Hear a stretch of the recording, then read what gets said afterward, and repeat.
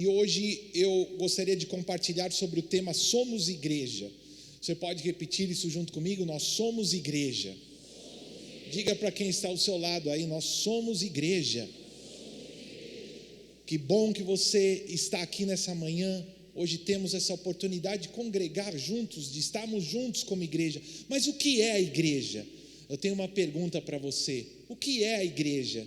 Talvez se cada um aqui pudesse dar uma resposta do que é a igreja, cada um falaria uma coisa diferente.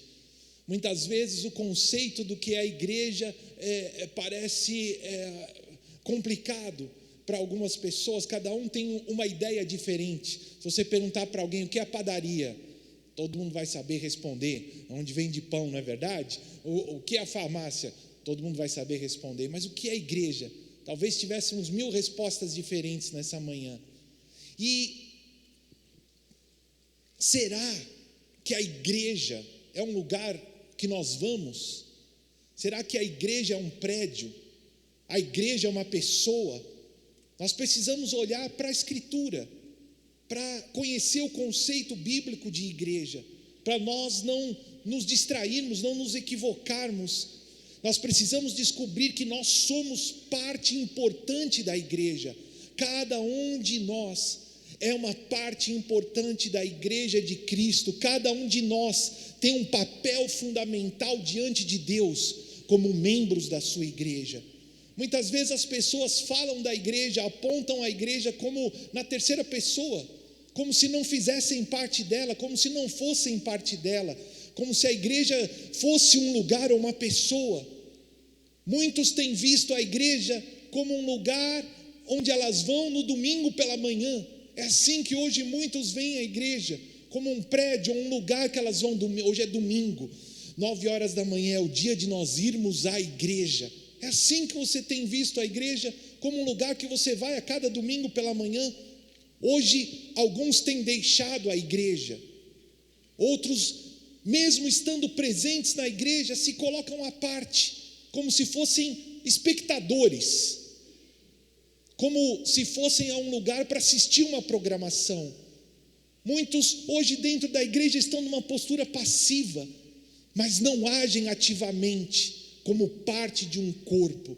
Queridos, nas Escrituras nós temos no Novo Testamento muitas figuras para ilustrar o que é a igreja, e uma delas é o corpo de Cristo. Diga, a igreja é o corpo de Cristo. Cristo é o cabeça e está nos céus. A igreja é o corpo de Cristo que hoje está na terra. A cabeça manda no corpo, não é verdade? E a cabeça da igreja é Cristo que está nos céus.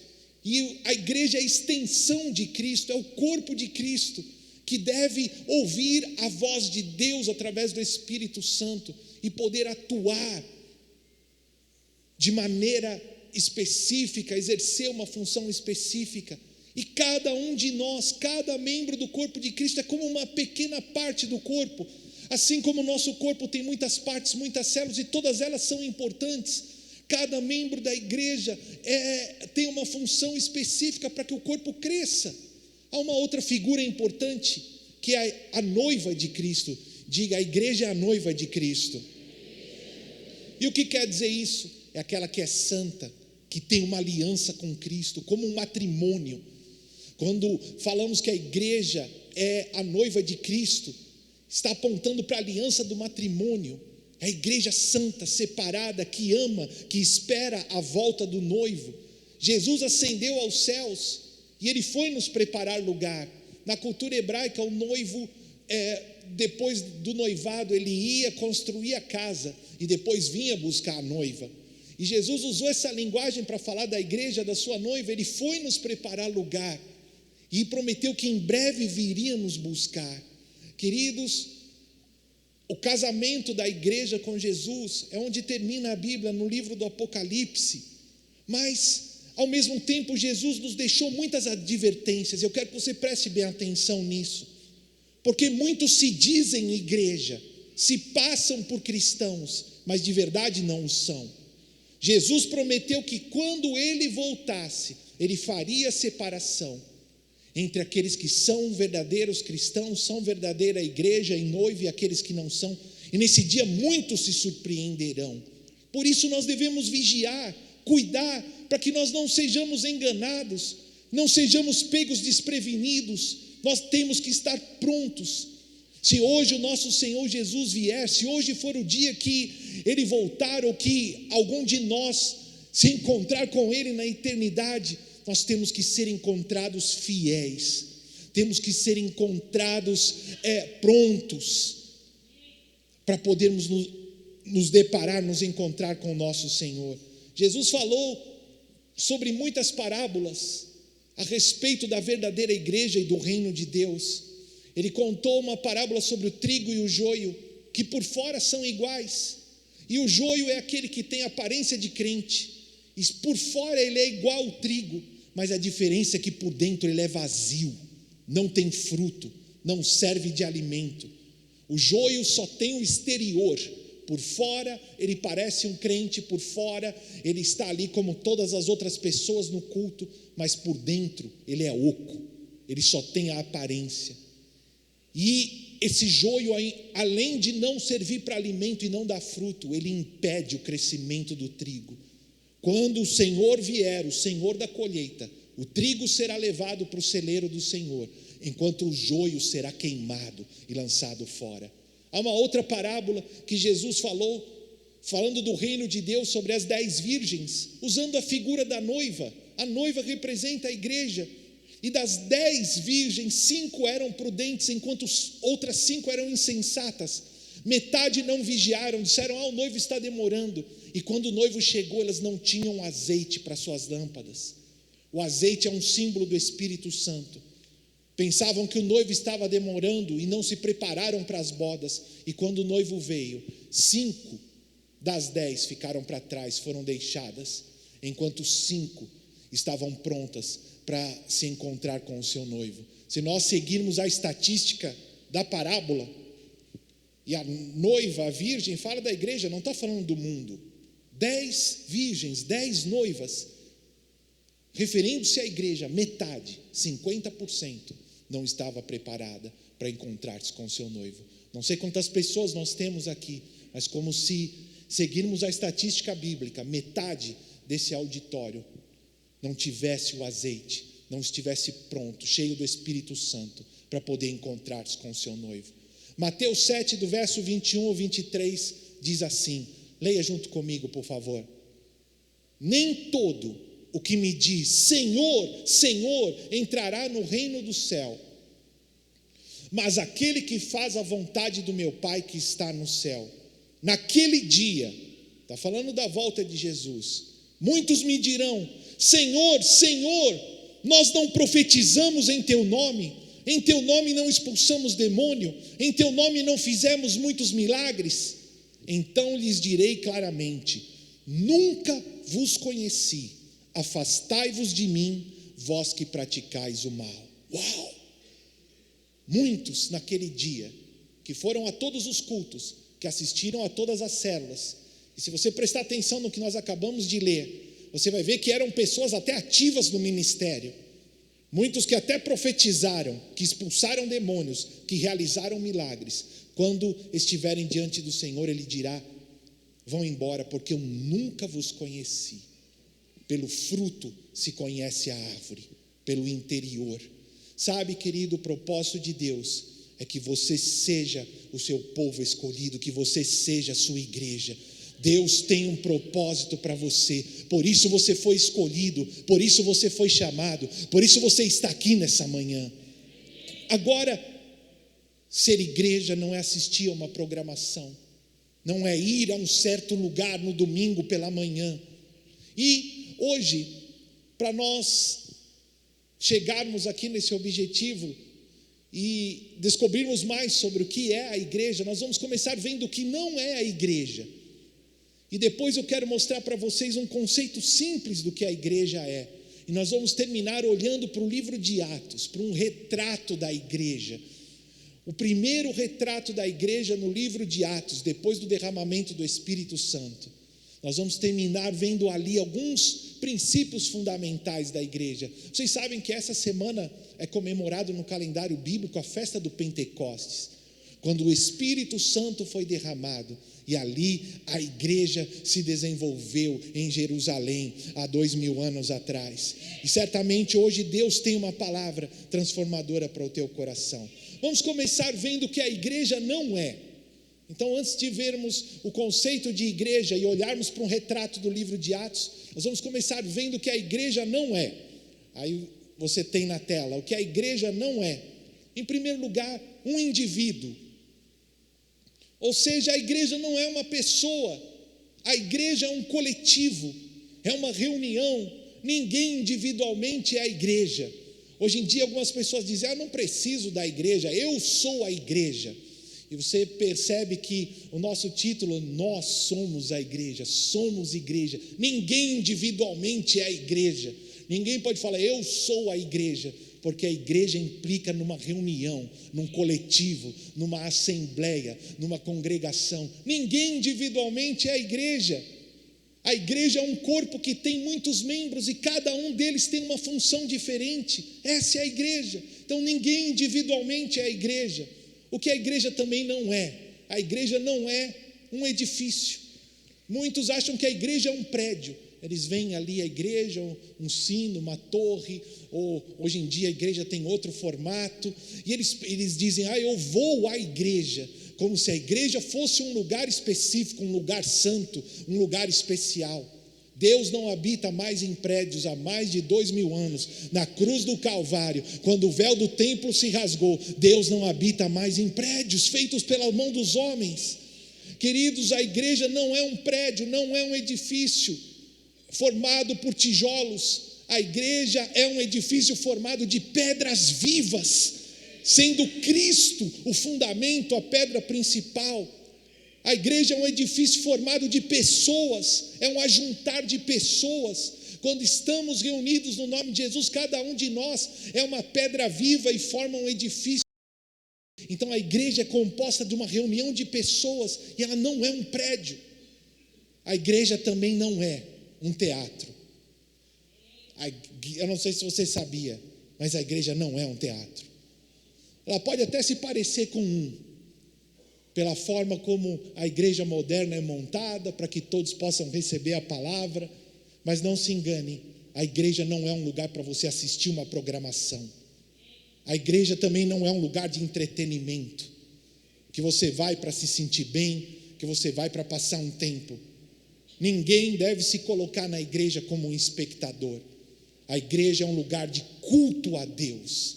Só há um espectador na igreja, e é o próprio Deus, e ele se para assistir o teu culto, para assistir o meu culto.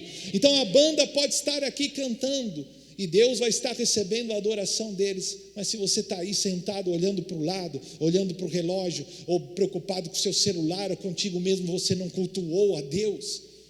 Nós não podemos nos portar na igreja como se fôssemos espectadores. A igreja é um lugar de culto a Deus, e é um lugar de exercer os dons, é um lugar de ser parte, é um lugar de edificar, é um lugar de servir, e é um lugar de cultuar a Deus. A igreja também não é um clube que você frequenta aos domingos pela manhã. E assim é como muitos têm visto a igreja hoje em dia. Eles pagam o dízimo como se fosse a mensalidade do clube. E então, domingo pela manhã, sai para levar as crianças para ir para o Kids, para encontrar os amigos, para confraternizar. A igreja não é um clube. A igreja foi fundada por Jesus Cristo com um propósito. Ela é convocada desse mundo para poder fazer a diferença e representar o próprio Deus nessa terra. Parece óbvio, se você olhar para esse quadro, parece que é óbvio, parece até mesmo ridículo, mas a maneira como muitos têm se portado é como se a igreja fosse um desses estabelecimentos. Porque hoje muitos se colocam entre a igreja com individualismo, ou como consumidores. Olha, a igreja tem que fazer, reunir no primeiro lugar, o culto não pode demorar muito, tem que ter uma cadeira bacana para eu sentar, o ar-condicionado, o clima tem que estar bom. Se portam como consumidores, como espectadores, como frequentadores, e não como participantes ativos, atuando com seus dons para o crescimento de todo o corpo. Querido, ouça bem a palavra de Deus. A igreja não se trata de estar, mas de ser. Sabe por quê? Foi Jesus mesmo quem estabeleceu a sua igreja. Mateus 16, do 18 ao 19, vamos ler juntos, por favor. Diz assim: e digo-te ainda que tu és Pedro, e sobre esta pedra edificarei a minha igreja. São palavras de Jesus. Edificarei a minha igreja, e as portas do inferno não prevalecerão contra ela. Eu te darei as chaves do reino do céu. O que ligares na terra terá sido ligado nos céus, o que desligares na terra terá sido desligado no céu. Jesus mesmo disse: eu edificarei a minha igreja. Diante da confissão de Pedro de que Jesus é o Messias, a fé em Jesus Cristo como Salvador, como Messias, diante dessa fé, dessa declaração, Jesus diz: eu vou edificar a minha igreja. Ele muda o nome de Pedro para pedra, e ele aponta para si mesmo como a rocha onde a igreja seria edificada, e ele dá autoridade dizendo: as portas do inferno não prevalecerão contra a minha igreja. Ele dá à igreja chaves de autoridade para determinar, para ligar, para desligar, nessa figura do corpo, onde o céu tem a iniciativa, onde a cabeça está no céu e a igreja é o corpo de Cristo, é a extensão de Cristo, para poder determinar, ligar, desligar, exercer autoridade diante desse mundo. Sabe, querido, Pedro entendeu esse conceito muito bem, e depois ele mesmo escreveu na sua carta, que quando nós nos aproximamos de Jesus, Ele é a pedra viva, Ele é a pedra de fundamento, e nós, cada um de nós, somos pedras vivas, que juntos edificamos uma casa espiritual para Deus, oferecemos sacrifícios espirituais aceitáveis a Deus. Ainda que individualmente o Espírito Santo habite em cada um de nós, é quando nós estamos juntos, reunidos, que um templo, uma casa espiritual é edificada para Deus, e então sacrifícios espirituais são levantados e são aceitáveis a Deus por meio de Cristo Jesus. Você pode compreender a palavra de Deus nessa manhã? Diga para quem está ao seu lado: você é muito importante para Deus. Que bom que você está aqui comigo. Cada um de nós é escolhido, é chamado por Deus para algo muito solene e importante. A igreja, quando nós olhamos para essa palavra que foi dita por Jesus lá em Mateus 16, que acabamos de ler, é um substantivo grego, eclesia. Eu tenho aqui na tela para você acompanhar.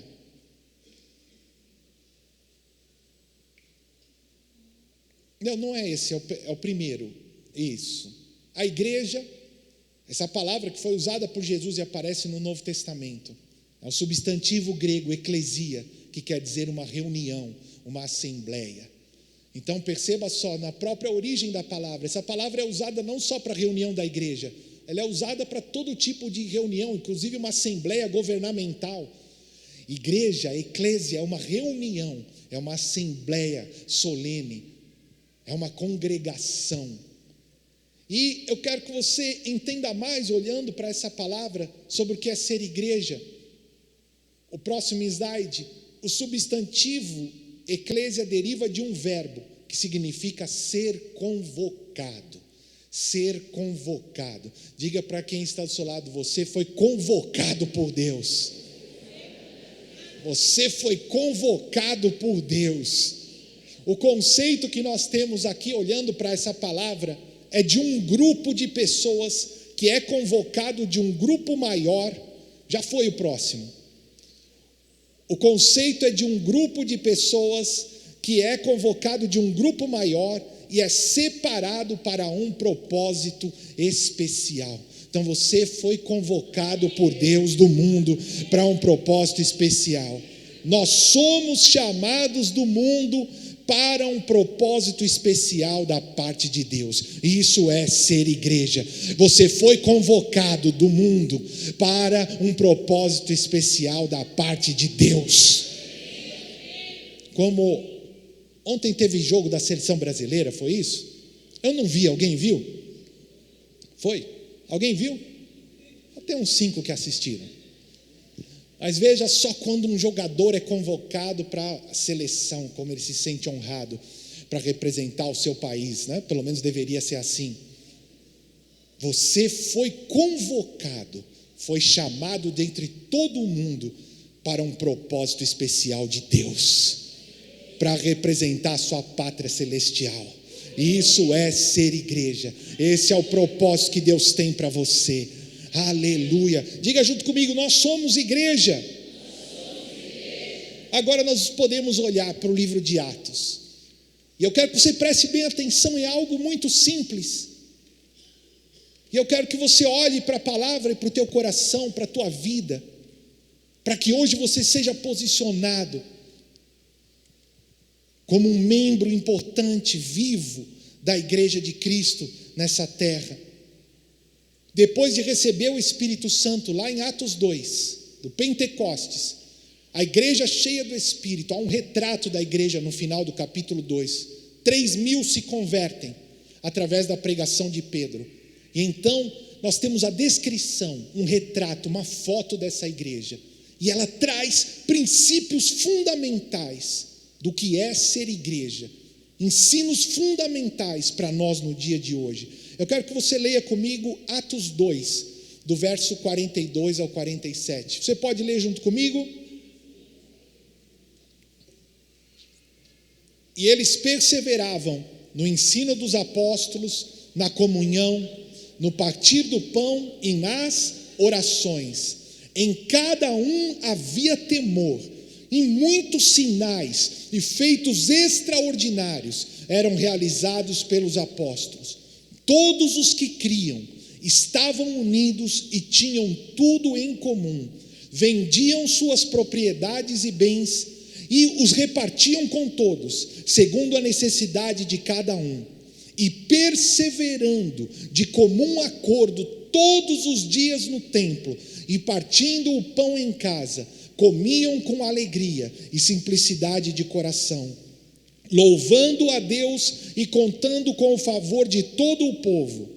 E o Senhor lhes acrescentava a cada dia os que iam sendo salvos. Uau! Que tremendo retrato! Essa é a igreja do Senhor, a igreja cheia do Espírito, a igreja que estava nascendo, que tinha acabado de incorporar mais de 3.000 que tinham sido salvos. A primeira palavra que aparece: eles perseveravam, persistiam, estavam firmados no ensino dos apóstolos, na comunhão, no partir do pão, nas orações.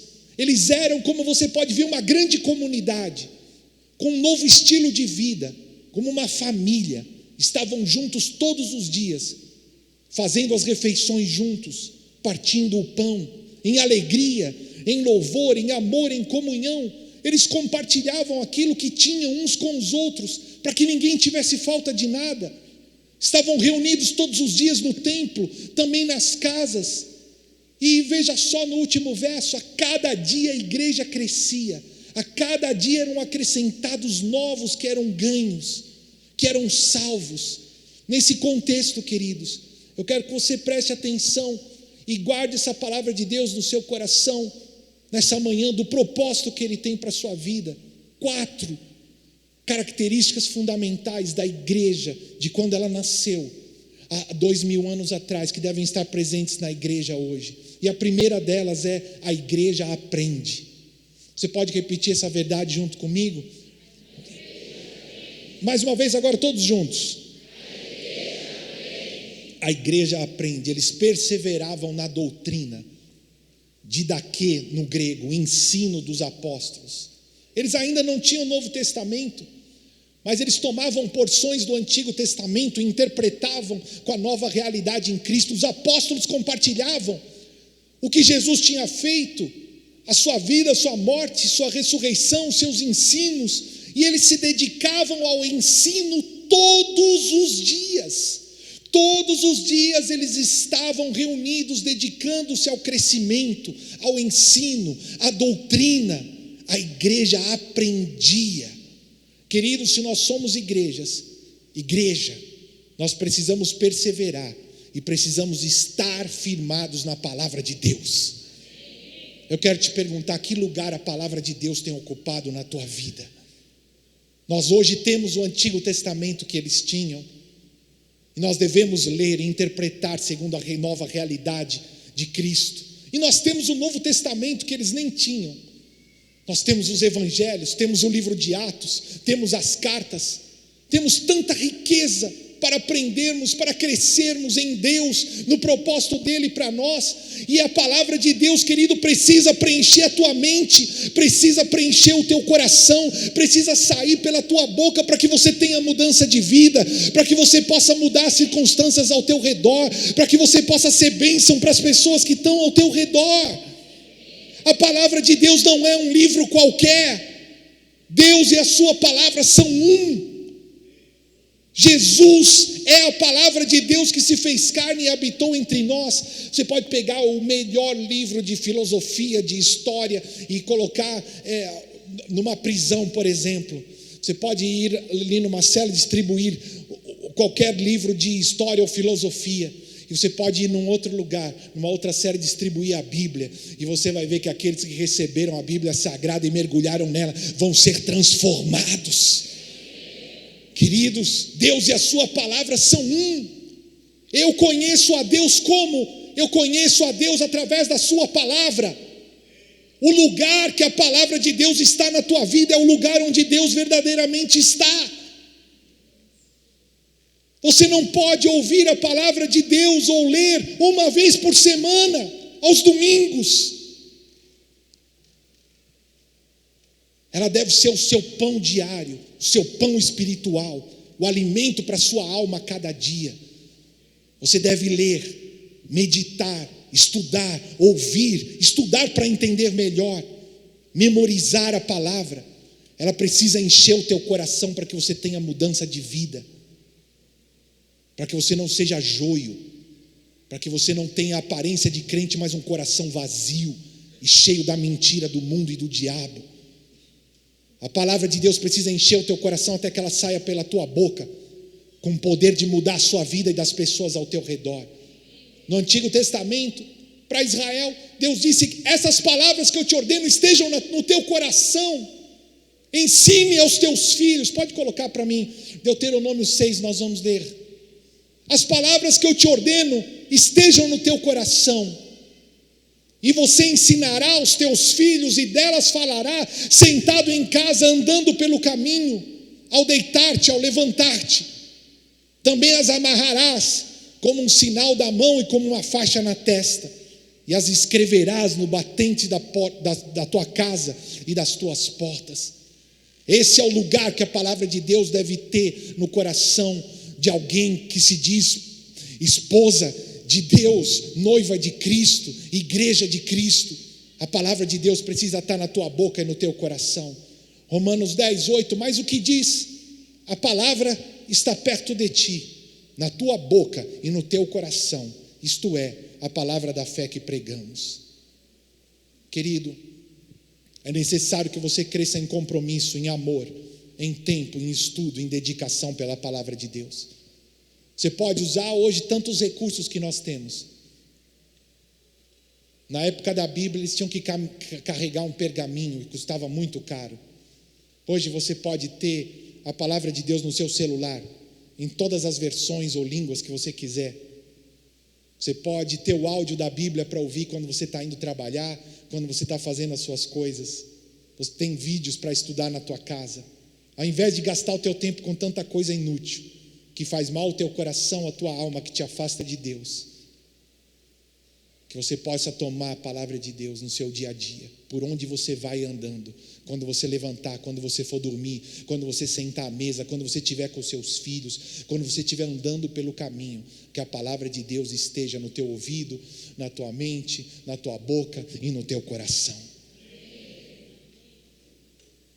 Se nós somos igreja, o doutrina, o ensino das Escrituras precisa ser uma atividade central da nossa vida. Tantas pessoas vazias, tristes, deprimidas, angustiadas, porque andam distantes de Deus, porque têm aberto os seus olhos e ouvidos para tanta coisa que não presta, tanta comparação, tanta cobiça, tanta distorção desse mundo. A palavra de Deus não pode ser uma vez por semana, mas uma prática diária. Que você possa tomar isso como um desafio na sua vida cristã. Que você se envolva em escolas, em atividades de crescimento. Você tem a universidade da vida, a capacitação destino, a academia ministerial. A igreja de verdade é uma igreja que aprende.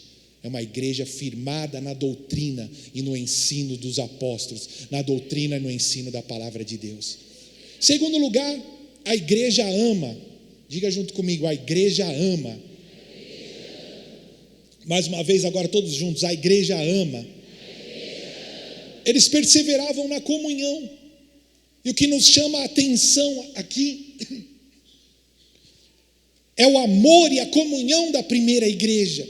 Todos estavam juntos, reuniam-se como uma família, todos os dias, sentavam à mesa, partilhavam do pão, tinham comunhão, partilhavam das refeições. Quem tinha bens, vendia e partilhava com aqueles que necessitavam.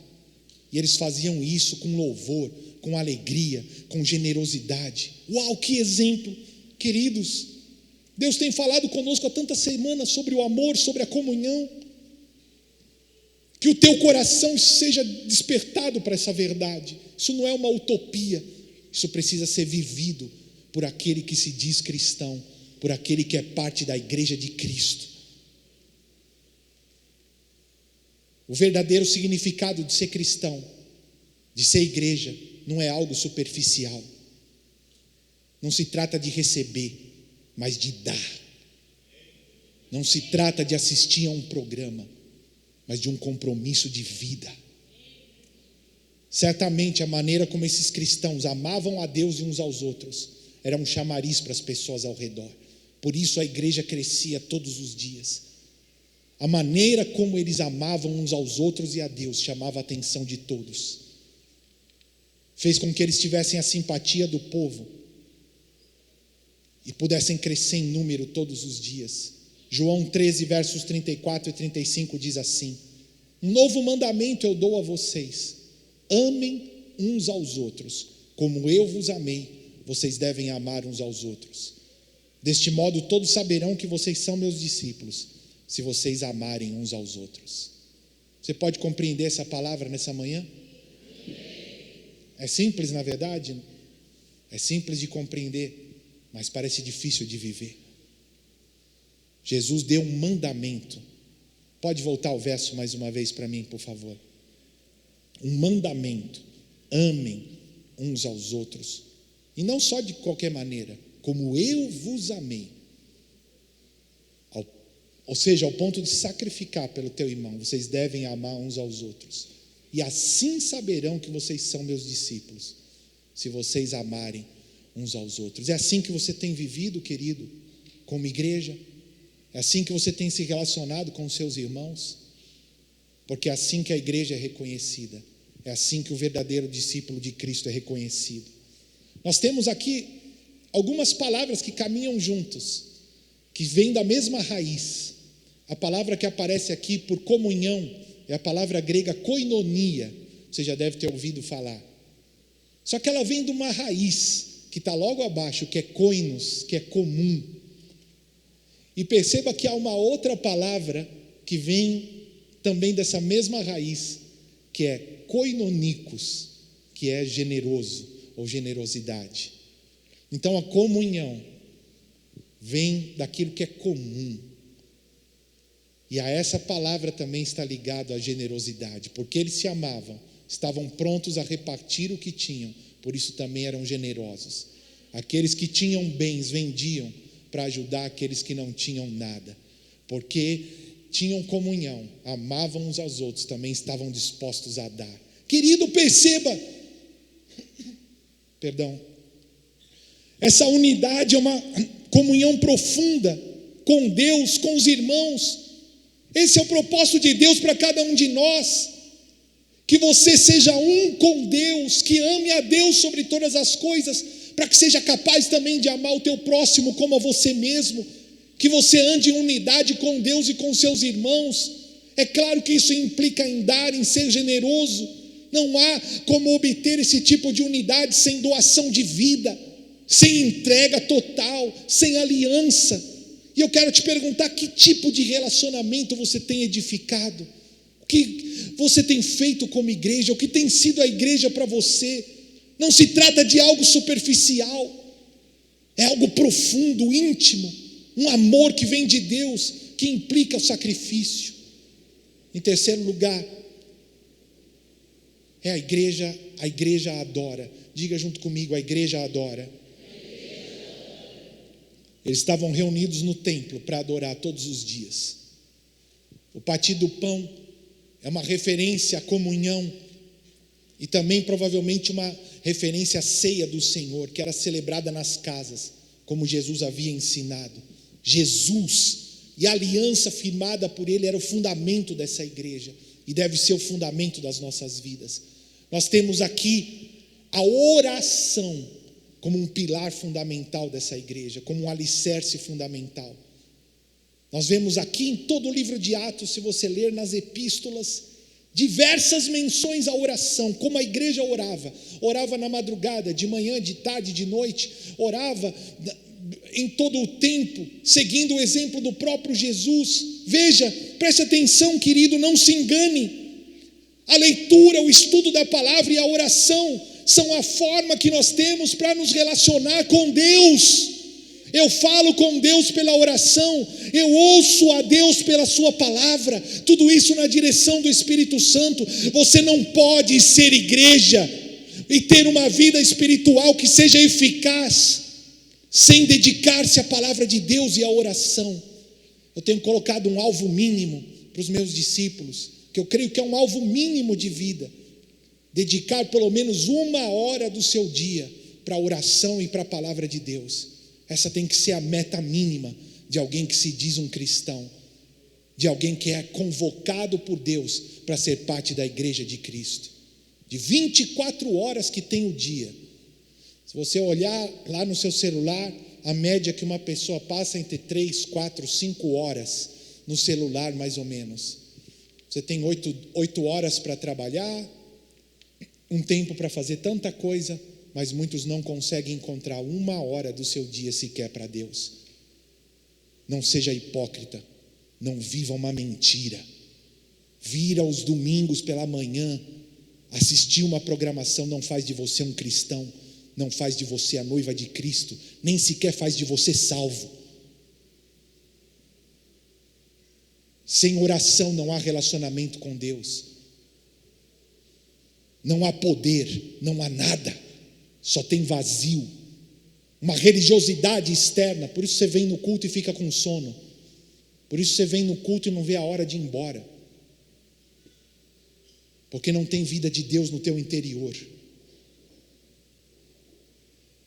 Sem a oração, sem a palavra de Deus, só sobra religiosidade externa. É como se alguém dissesse que é um atleta e se inscrevesse numa maratona profissional e só treina aos domingos, só treina uma vez por semana. É o mesmo de alguém que se diz cristão ou parte da igreja, mas não tem tempo para orar, não tem tempo para a palavra de Deus. Por último lugar, para nós já caminharmos para o final, a igreja evangeliza. Diga junto comigo: a igreja evangeliza. Perceba que todos os dias eram acrescentados aqueles que iam sendo salvos. É o verso 47 que nós lemos. Todos os dias a igreja crescia, todos os dias alguém era salvo. A igreja de verdade evangeliza. A igreja tem uma natureza missionária, foi para isso que ela nasceu. A igreja nasceu assim, ela foi convocada por Jesus para um propósito claro. E qual é esse propósito? Levar a salvação aos 4 cantos da terra. Jesus deixou isso bem claro e ele repetiu muitas vezes aos seus discípulos qual era o propósito do seu ministério, qual era o propósito da igreja. Jesus ressurreto foi aos 12 e disse: olha, assim como o Pai me enviou, agora eu vos envio a vós. Assim como o Pai enviou Jesus, Jesus envia a igreja a esse mundo. Você, como igreja, é convocado para uma obra, para um propósito de Deus. Você é enviado pelo próprio Jesus para fazer a diferença nesse mundo. Jesus disse: ide, vão e façam discípulos de todas as nações. Vão e preguem o evangelho, as boas novas da salvação a todas as pessoas. No livro de Atos, nós temos a versão da grande comissão, Jesus dizendo: olha, recebereis poder quando descer sobre vós o Espírito Santo, e sereis minhas testemunhas, desde Jerusalém, a Judéia, a Samaria e até os confins da terra. O propósito da igreja ser cheia do Espírito Santo é para poder testemunhar a Cristo, desde Jerusalém até os confins da terra, desde onde você está até os confins da terra. Perceba, queridos, que a natureza da igreja é missionária. A igreja não pode ficar reunida no mesmo lugar, com as mesmas pessoas, no mesmo bairro para sempre. A igreja nasceu com um chamado missionário, de alcançar os 4 cantos da terra. A igreja era uma comunidade viva, cheia do Espírito, que adorava a Deus, amava, orava, se dedicava à palavra, à vida em Cristo, à comunhão, e por isso servia de testemunho para os que estavam ao redor, atraía as pessoas ao redor. A forma como a igreja vivia atraía as pessoas para que fossem salvas, para que fossem acrescentadas à igreja. E o mesmo deveria ser realidade na igreja de hoje. Se nós somos igreja, nós somos também missionários. Nós somos convocados por Deus para uma missão. E essa missão tem que começar onde você está, onde Deus te colocou. Eles deviam começar em Jerusalém, que é onde eles estavam. E você tem que começar por onde você está, com as pessoas mais próximas de você.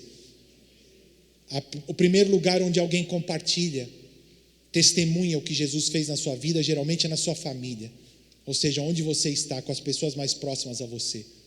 Eles podem ouvir ou não. Aí já é com Deus e com o livre-arbítrio deles. Mas o importante é que você testemunhe. Nós somos semeadores. Não cabe a nós salvar ninguém. Cabe ao Espírito Santo. E até o Espírito Santo respeita o livre-arbítrio de alguém.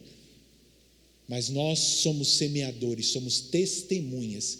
Se você é um crente cheio do Espírito Santo, cabe a você testemunhar o que Deus fez na sua vida com aqueles que estão ao seu redor.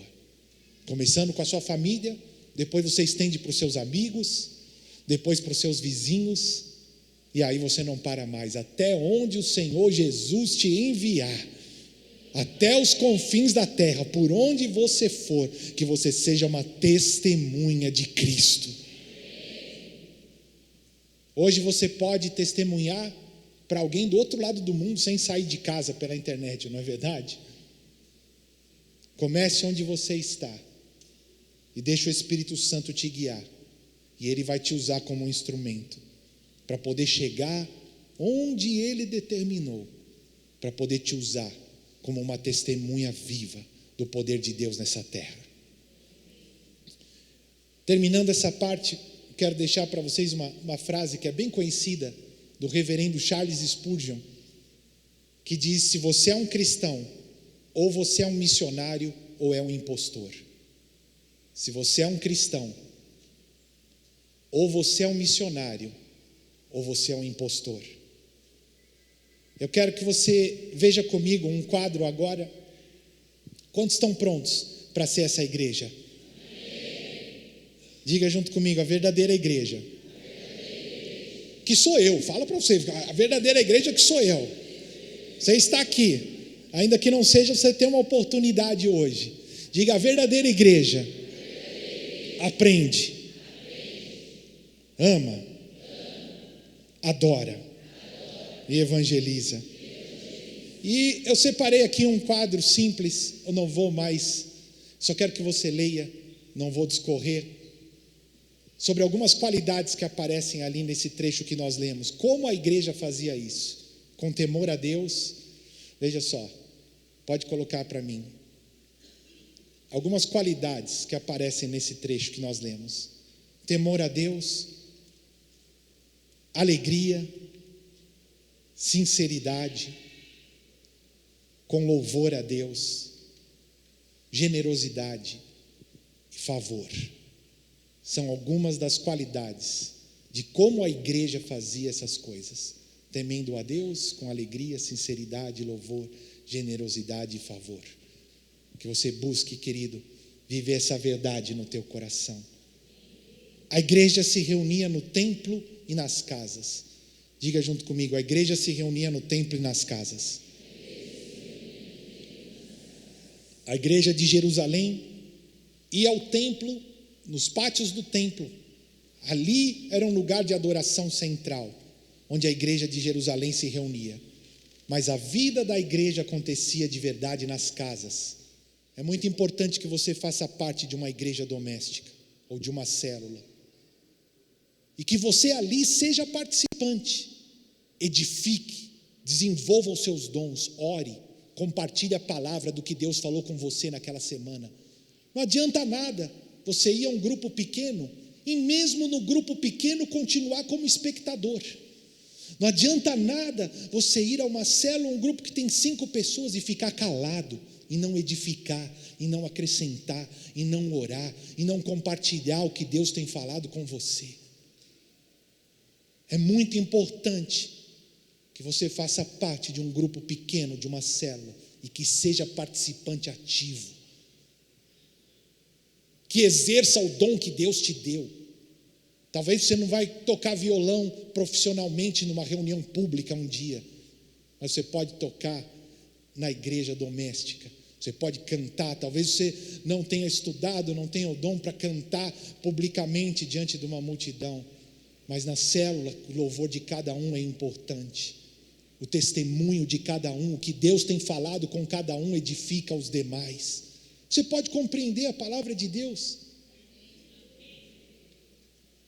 Faça parte de um grupo pequeno,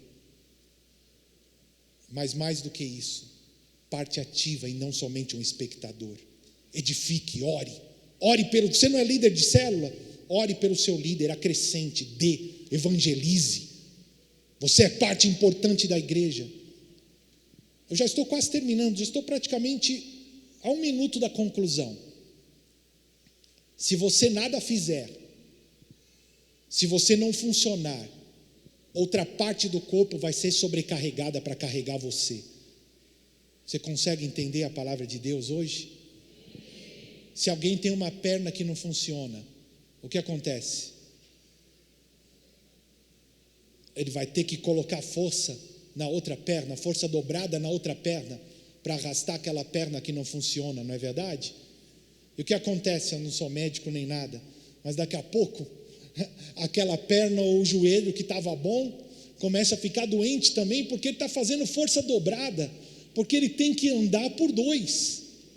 Se você é parte de um corpo que não funciona, que não faz nada, você está sobrecarregando outros que precisam carregar você. Não é isso que Deus planejou para a sua igreja.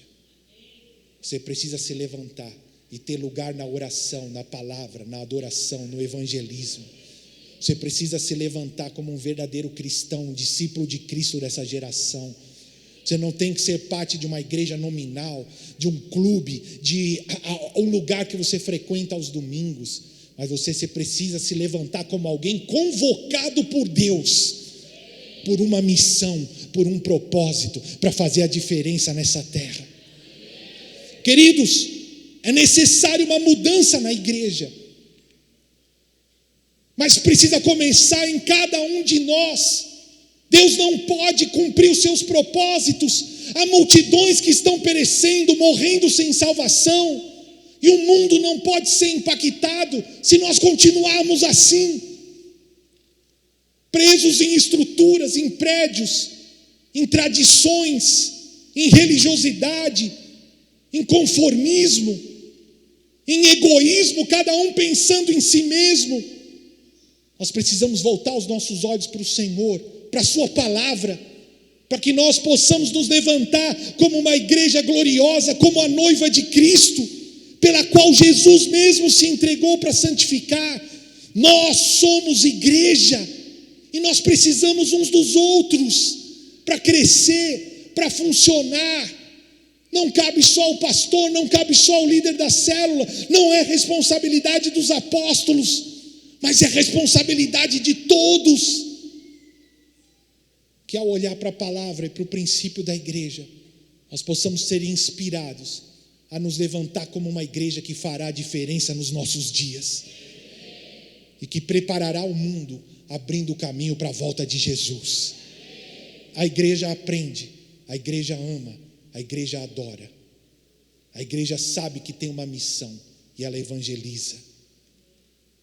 Eu quero terminar lendo com vocês.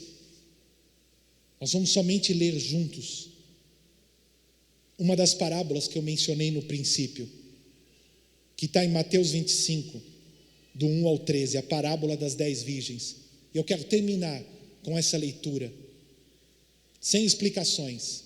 Nós vamos somente ler juntos, mas eu sei que o Espírito Santo já está falando ao teu coração. O reino dos céus será semelhante a 10 virgens que, tomando as suas lâmpadas, saíram ao encontro do noivo. 5 delas eram insensatas e 5 prudentes. Ao pegarem as lâmpadas, as insensatas não levaram azeite. As prudentes, porém, levaram azeite em suas vasilhas, juntamente com as lâmpadas. E demorando o noivo, todas começaram a cochilar e dormiram. À meia-noite, porém, ouviu-se um grito: o noivo chegou, saí ao encontro dele. Então todas as virgens se levantaram e prepararam as suas lâmpadas. As insensatas disseram às prudentes: dai-nos do vosso azeite, pois nossas lâmpadas estão se apagando. Mas as prudentes responderam: não, talvez não haja o suficiente para nós e para vós. Ide, porém, aos que vendem azeite e comprai-o para vós. E assim que elas saíram para comprá-lo, o noivo chegou. As que estavam preparadas entraram com ele para a festa do casamento, e fechou-se a porta. Depois também chegaram as outras virgens e disseram: Senhor, Senhor, abre-nos a porta. Ele, porém, respondeu: em verdade vos digo que não vos conheço. Portanto, vigiai, pois não sabeis nem o dia e nem a hora.